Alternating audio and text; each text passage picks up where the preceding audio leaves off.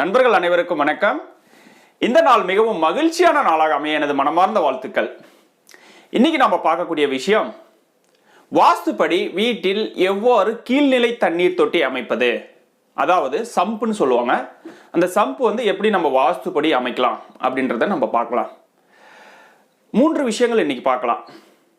சரியான முறையில் வாஸ்துப்படி கீழ்நிலை தண்ணீர் தொட்டி சம்பு எவ்வாறு அமைப்பது.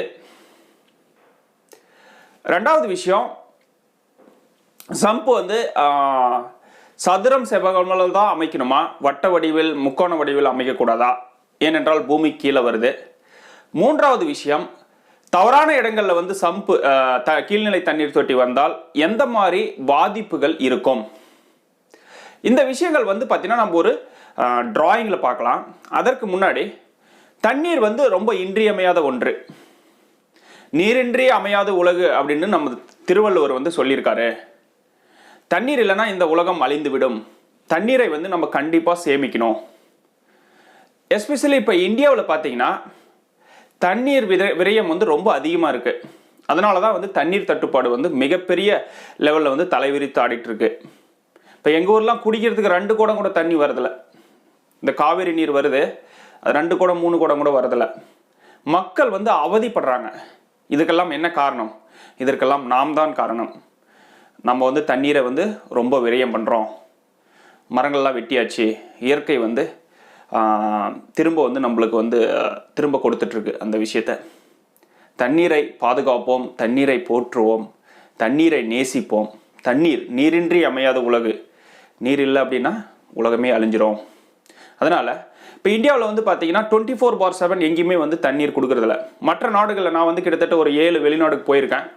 எல்லா இடத்துலையும் 24/7 தண்ணீர் இருக்குது மேக்சிமம். இப்போ சிங்கப்பூர் எடுத்துக்கிட்டாலும் சரி, கம்போடியா, தாய்லாந்து, இந்த மாதிரி இடங்கள்லாம் 24/7 தண்ணீர் சப்ளை கொடுக்குறாங்க. ஆனால் இந்தியாவில் 24/7 கிடையாது. அதனால் அதற்காக ஒரு கீழ்நிலை தண்ணீர் தொட்டி ஏற்படுத்தி அதை நம்ம தண்ணீரை சேமித்து வைக்கிறோம். ஆனால் இதில் ஒரு முக்கியமான விஷயம், வாஸ்துப்படி பார்த்தீங்கன்னா 30 நாட்களுக்கு ஒரு முறை அந்த தண்ணீர் தொட்டியை சுத்தம் பண்ணிடுங்க.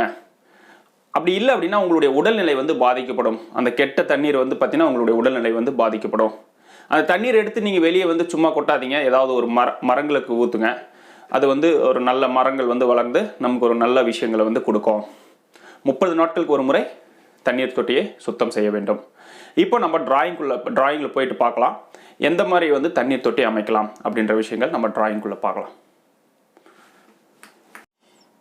முதல் விஷயம் சொல்லியிருந்தோம், தண்ணீர் தொட்டி எவ்வாறு அமைப்பது. அதற்கு முன்னாடி நம்ம டைரெக்ஷன் பார்த்தலாம். திசைகள்: வடக்கு, தெற்கு, கிழக்கு, மேற்கு. வடக்கும் கிழக்கும் சந்திக்கக்கூடிய பகுதி வடகிழக்கு, தெற்கும் கிழக்கும் சந்திக்கக்கூடிய பகுதி தென்கிழக்கு மூலைன்னு சொல்லுவோம். வடக்கும் மேற்கும் சந்திக்கக்கூடிய மூலை வடமேற்கு மூலைன்னு சொல்லுவோம். தெற்கும் மேற்கும் சந்திக்கக்கூடிய மூலை தென்மேற்கு மூலைன்னு சொல்லுவோம். இந்த வெளியே இருக்கிற ரெட் கலர் லைன் பார்த்தீங்கன்னா காம்பவுண்ட் வால், ப்ளூ கலர் இருக்கிறது வீடு. சரிங்களா? இப்போ இதில் சம்பு எப்படி அமைக்கலாம் அப்படின்னா, நீங்கள் ஒரு நூல் எடுத்துட்டு இந்த அதாவது காம்பவுண்ட் வால் வீட்டினுடைய அந்த கார்னர் பார்த்தீங்கன்னா தென்மேற்கு மூலையிலேருந்து வடகிழக்கு மூலைக்கு பிடிச்சிங்கன்னா அந்த பகுதி, அதாவது இந்த லைனில் சம்போ அல்லது போர்வெல்லோ வரக்கூடாது.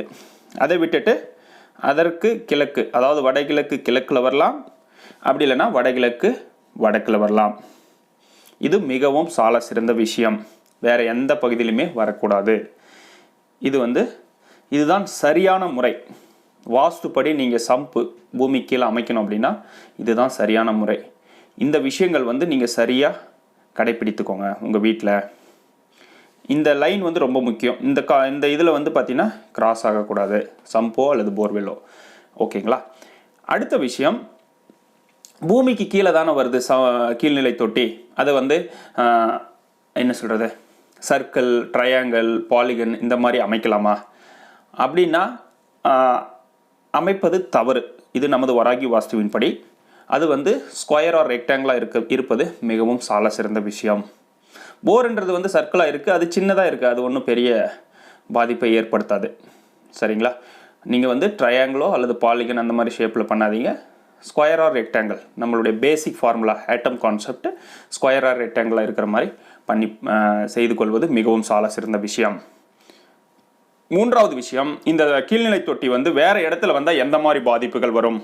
இப்போ உதாரணத்திற்கு தென்கிழக்கில் கீழ்நிலை தொட்டி வந்திருக்குன்னு வச்சுக்கோங்க. உங்கள் வீட்டில் இருந்தால் நான் சொல்லக்கூடிய விஷயங்கள் இருக்கான்னு நீங்கள் செக் பண்ணிக்கோங்க. அந்த வீட்டில் இருக்கும் பெண்கள் வந்து உடல்நிலை வந்து முற்றிலும் பாதிக்கப்படும். அவங்களுக்கு ஹீமோகுளோபின் பிரச்சனை வந்து கண்டிப்பாக இருக்கும். இரத்த அணுக்கள் வந்து குறைவாக இருக்கும். கர்ப்பப்பை வந்து அவங்களுக்கு வந்து எடுத்திருப்பாங்க. அவங்க வந்து எப்பயுமே ஒரு ஸ்ட்ரெஸ்ஸாக இருப்பாங்க. பெண்கள் வந்து அதிகமாக வாய் பேசுவாங்க. இந்த இடத்துல வந்து சம்பு இருந்ததுன்னா தென்கிழக்கில் கிழக்கில் இருந்தாலும் சரி தெற்கில் இருந்தாலும் சரி ரெண்டும் ஒரே விஷயங்களை தான் பண்ணும்.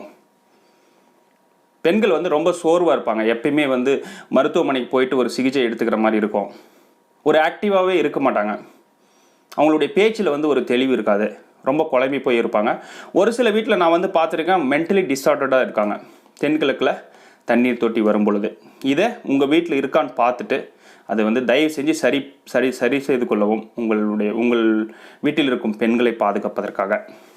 உதாரணத்திற்கு வடமேற்கில் தண்ணீர் தொட்டி வருதுன்னா எந்த மாதிரி பாதிப்புகள் வரும்? வடமேற்கில் தண்ணீர் தொட்டி வந்தால் அந்த வீட்டில் கண்டிப்பாக காதல் திருமணம் நடப்பதற்கான வாய்ப்புகள் 99% இருக்குது. அந்த வீட்டில் வந்து ஒரு தவறான உறவுகள் இருக்கும். வீட்டிற்கு வந்து உறவினர்கள் வரமாட்டாங்க. வடமேற்கில் இருந்தால் தண்ணீர் தொட்டி இருந்தால் அவங்க வந்து இந்த ஷேர் மார்க்கெட்டில் இன்வெஸ்ட் பண்ணி நிறைய லாஸ் ஆகிறதுக்கான வாய்ப்புகள் அதிகமாக இருக்குது. இந்த இடத்துல தண்ணீர் தொட்டியில் இருந்தால் அவங்களுடைய குடும்பங்களை பிரிந்து வெளிநாடுகளுக்கு சென்று வேலை செய்கிற மாதிரி ஒரு வாய்ப்புகள் இருக்குது. இந்த இடத்துல தண்ணீர் தொட்டி இல்லாமல் பார்த்துக்கோங்க. நிறைய பண விரயமாகவும் பணம் வந்து சேமிப்பு இருக்காது. தென்மேற்கில் தண்ணீர் தொட்டி இருந்தால் எந்த மாதிரி பாதிப்புகள் ஏற்படும்னா இது வந்து டிசாஸ்டர். இந்த இடத்துல வந்து தண்ணீர் தொட்டி இருந்தால் டோட்டல் வந்து ஃபேமிலி கொலாப்ஸ் ஆயிரும். அவங்க வீட்டில் வந்து பார்த்திங்கன்னா விபத்துகள் நடக்கிறதுக்கான வாய்ப்புகள் இருக்குது. நீரோ கிட்னி லிவர் இந்த மாதிரி சம்மந்தமான பிரச்சனைகள் இருக்குது. இந்த இடத்துல தண்ணீர் தொட்டி இல்லாமல், அதாவது வந்து விஆர்எஸ் வாங்குறதுக்கான வாய்ப்புகள் ரொம்ப அதிகமாக இருக்குது. ஸோ இந்த இடத்துல தண்ணீர் தொட்டி இல்லாமல் பார்த்துக்கோங்க. அதே மாதிரி இந்த தண்ணீர் தொட்டி வீட்டுக்குள்ளே வடகிழக்கில் வரலாமான்னா கண்டிப்பாக வரக்கூடாது. நமது வராகி வாஸ்துவின்படி நீங்கள் வந்து எங்கள் வீட்டில் இடம் இல்லை அப்படின்லாம் நீங்கள் கேட்டிங்கன்னா ரூல் இஸ் ரூல். நம்ம வந்து விதியை வந்து மாற்ற முடியாது. இந்த மாதிரி தான் இருக்கணும் அப்படின்னு நம்ம சொல்கிறோம். எங்கள் வீட்டில் இடம் இல்லை, நான் வடகிழக்கில் போடலாமான்னா நீங்கள் போட்டிங்கன்னா அதற்கான பாதிப்புகள் வந்து உங்களுக்கு கண்டிப்பாக இருக்கும். இந்த விஷயங்கள் நீங்கள் பார்த்துக்கோங்க. சரியான முறையில் நீங்கள் கீழ்நிலை தண்ணீர் தொட்டியை அமைத்து மிக பிரம்மாண்டமான வாழ்க்கை வாழ எனது மனமார்ந்த வாழ்த்துக்கள். மிக்க நன்றி. வாழ்க வளமுடன், வளர்க விவசாயம். எல்லோரும் எல்லா புகழும் பெற்று வளமுடன் வாழ வாழ்த்துகின்றேன். நன்றி.